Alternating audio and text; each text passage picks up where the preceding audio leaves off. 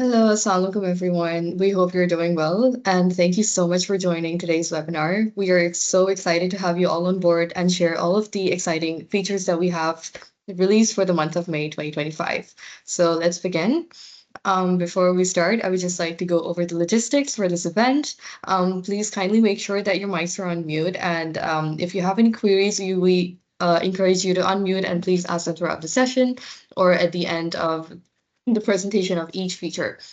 So just to recap, we had a lot of exciting features that were released last month. We had the Info Genie from Engage. We had a lot of development from Core RevOps 2 and RevOps 1 as well. And we also had a lot of exciting features from mobility, such as mandatory OSA, Go's vehicle type restriction, and survey response dashboard from site. So for this month, I will be presenting today's agenda. We have a breakthrough release from Engage, which is the ticket management system presented by Bilal Jannah.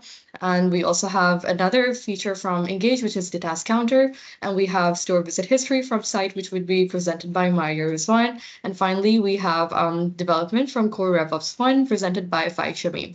So due to some technical difficulties, we will be pushing Engage a little further. So I would like to give the floor to Maria to start with her store visit history. Maria, you can begin. Hi everyone, I'm Maria and I will be walking you through the store visit history screen in Salesflo site. So this feature was developed with one goal in mind, to bring visibility and accountability to store servicing activities at both the individual level and the team level. So let's explore what it does, how it works, and why it matters. The store visit history screen gives users a complete record of servicing activity for any store in the system. So whether you're a territory sales manager evaluating your own performance or a regional manager looking at overall store engagement, this feature offers clear data-backed insights into, for example, how frequently a store has been visited, what types of work or visits were made, whether it was a work with visit or an open visit. Um, and ratings provided during each visit, the time spent in the store, order booker performance metrics, and visit trends over time, which is visualized through graphs. So, in short, this answers the question, is the store being serviced the way it should be? So, we have two powerful views, which is my visits and all visits. The screen is basically split into two modes designed for different perspectives. So we have my visits, and this view is personal.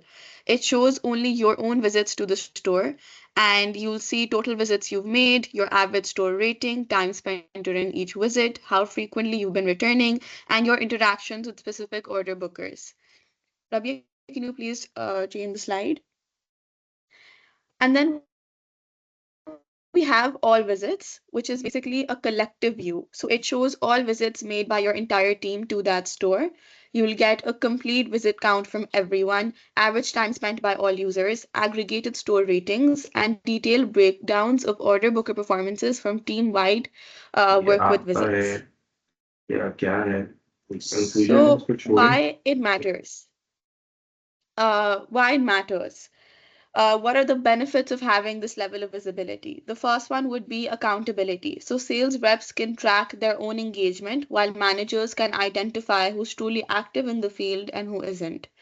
Then there's balanced coverage. You can spot service gaps immediately. For instance, if a store is only being visited by one team member while others haven't stepped in for weeks, the all visit view makes that clear. Then there's performance optimization. So with metrics like time spent, rating trends, and order booker impact, you're not only tracking activity, but you're also tracking quality. The trends graphs help you plan revisit cycles, reallocate resources, and prioritize stores based on actual servicing data and not just assumptions. So to give you like an example of how, this can be used, for example, a territory sales manager opens the store visit history for store X, for example, and on the My Visits tab, they notice they only visited this store once in the past 2 months. But when they switch to all visits, they realize the rest of the team has been actively covering the store. This insight prompts them to realign their schedule and ensure they're contributing their fair share to servicing this priority store. That's the kind of real time, course correction this feature enables. So, in summary, store visit history turns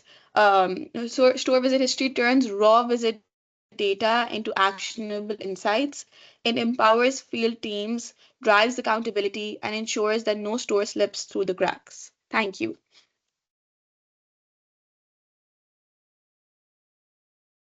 Thank you so much, Maya, for that detailed presentation. This seems like such an important feature for managers to have to keep track of their service gaps and performance optimizations. If there are any questions from our audience, please feel free to leave them in the chat or unmute and discuss them with us.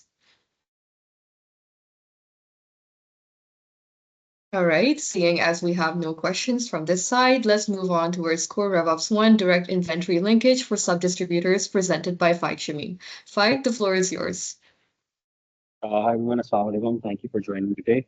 Okay, so today I'll walk you through a key enhancement in our system, the SDR linkage feature, designed to streamline and automate the inventory updates between Salesflo, between the sub distributors and master distributors. So we have a sub distributor and master distributor concept in our Salesflo platform, where master distributor is basically a distributor, the main distributor, and it has entire one cities, and then we have sub distributors in tier two cities, in towns, and in villages, and yeah. So these sub distributors are linked with master distributors, from where they can and fill their inventory, replenish their inventory, make returns.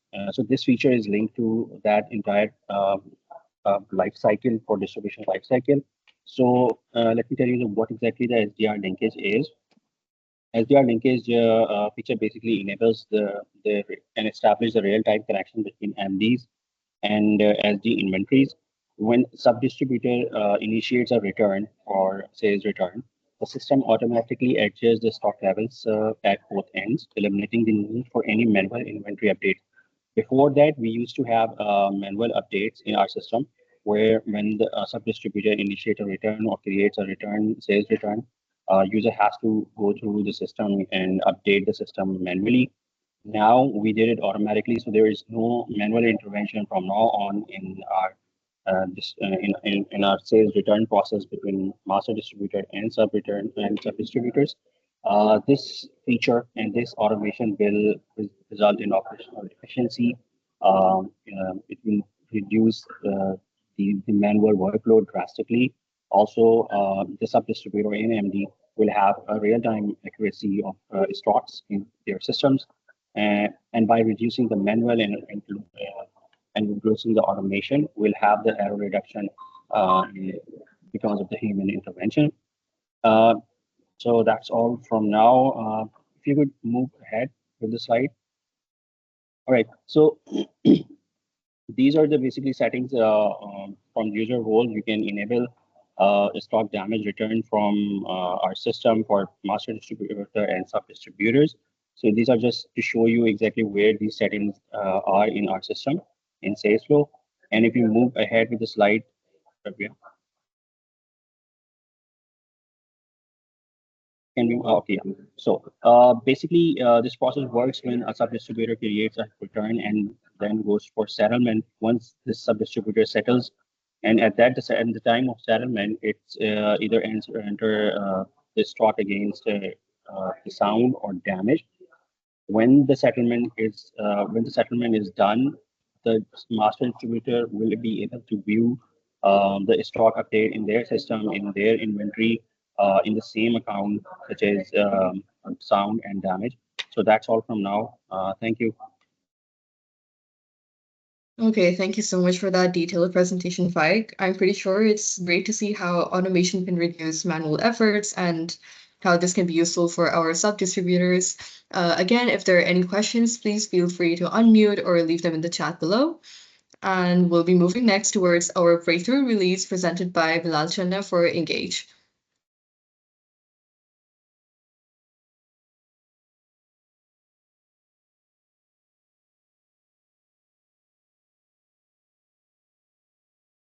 Hello, hi. Am I audible? Yes, Bilal, we can hear you. Hi, everybody. How are you? Lovely to be here. My name is Bilal. I'm the product manager for Engage, and today for you, we have a very exciting thing to introduce, which is an entirely new feature. Um, so we have often wondered, right, when field forces are designed or created to help tackle compliance issues. Say, for instance, if you were working in a oil marketing company, or say you were working for a chemicals company, regulations, stipulations, SOPs are extraordinarily important to follow. In the case that at times these are not followed on the sites that are visited by people, there are compliance related issues that need to be resolved. And we understand that field forces are one of the key stakeholders um, who ensure that any kind of an issue that occurs on the field is resolved correctly. So for this, you needed a particular system. The field forces that use Engage needed a particular system that could allow them to not only document the kind of compliance issues that they were facing, which is something that Engage already does, but also create the necessary action behind resolving it. And thus, we have created for you ticket management system. A ticket management system essentially allows you to mark a particular item and create a ticket against them within the Engage interface of surveys and questionnaires. Um, what this does is this creates an actionable item that eventually needs to get, which eventually once submitted or synced up, goes to a particular supervisor that you would have had selected, and that supervisor would be resolving this particular ticket based on which geographical region it's coming from. The reason for designing something like this, I know this sounds a bit odd, but the reason for designing something that helps you resolve things on the field is so that you can report and resolve issues simultaneously without creating two different workflows for them. It streamlines how you tackle issues that are occurring on ground in so far as that you can follow a particular workflow through them. You can follow a certain standardized steps via which the issue can be solved. And it, of course, saves time, improves visibility, and ensures accountability. Next slide, please.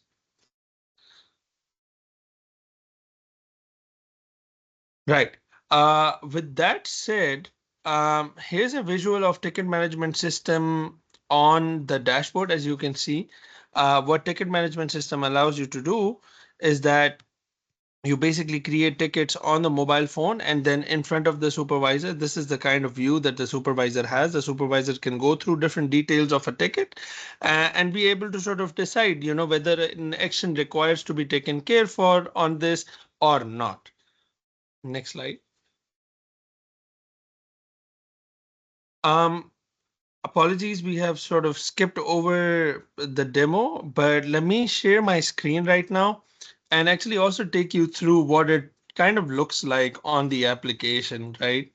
Let me know if my screen is visible.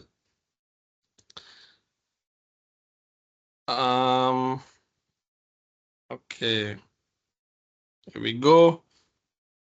So as you can see, your merchandiser, your field force operator, regardless of whoever this person may be, enters into a particular site or enters into the store that they're visiting. They start the visit, they go into one of the modules which they were attempting. Say for instance, ticket management, and we'll just disregard this. Uh, let's start anew. So say I was in one of my modules and I just wanted to check out if there's an issue on the site or not, right? It's just like one of those SOP questions, correct?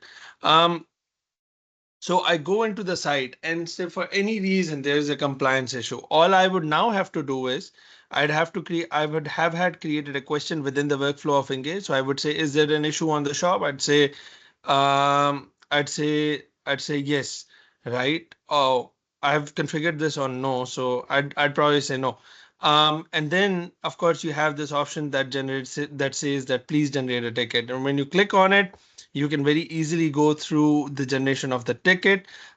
You write down the name of the issue, you describe the issue, you can take pictures. You can also set priorities. You can then select what kind of a supervisor would be tackling this, So it allows you the geographic control that Engage always offers, without like taking away the without like taking away the structuredness of a ticket management system. You can set your due date, you can add a comment, and you can save a ticket. And so what's the result of all of this? Um, the result of all of this is something like this. You have multiple tickets that you can have had created. Engage kind of becomes your go-to tool to be able to understand where your issues are coming from on any particular sites for any compliances or whatnot, and how many of them remain resolved or unresolved. Um, that is it for ticket management system from my end. Um, I'll just quickly unshare my screen. Um, Yeah, so if you have any questions with reference to this wonderful module that we have, I know few of you would like something like this. I understand that, as you know, compliance is something taken care by very specialized field forces. But if you have anything like this at your organization, give us give us a call. Let us help you set up a workflow that is smooth and allows you to tackle these issues very confidently.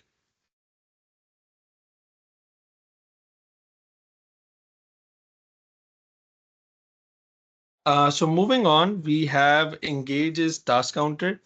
Um, I would not be showing this particularly on the application, but hopefully be explaining what exactly this small little thing is.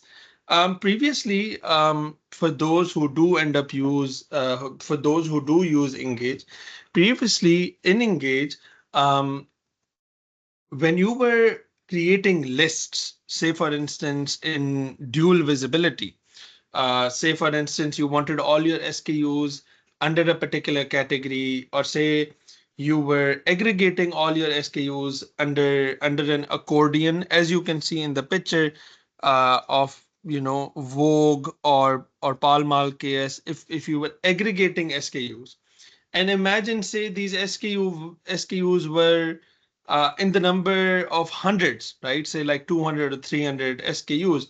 While going through the list, right? While you go through that list of 200 and 100 SKUs, it's very human for you to not answer questions for a particular SKU, or not or miss the question about the availability of one of the SKUs, right? So this is very normal if the lists are very long and tedious.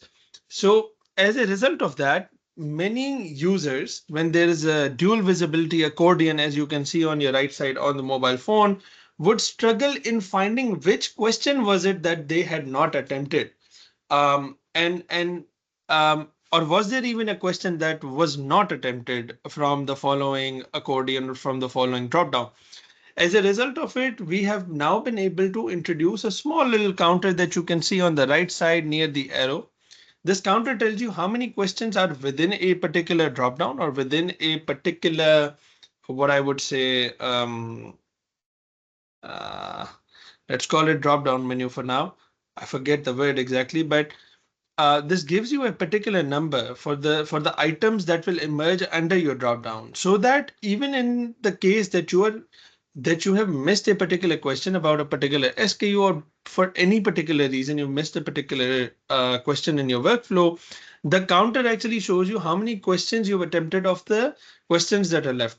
As a result of this, even in the case that you end up missing a question, you will realize by looking at the task counter that, okay, I've missed a question, and you try to canvas the list again.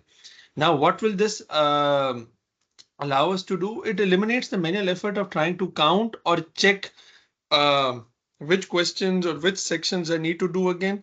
It saves time, of course, improves efficiency, and you're not stuck scrolling through questions, right?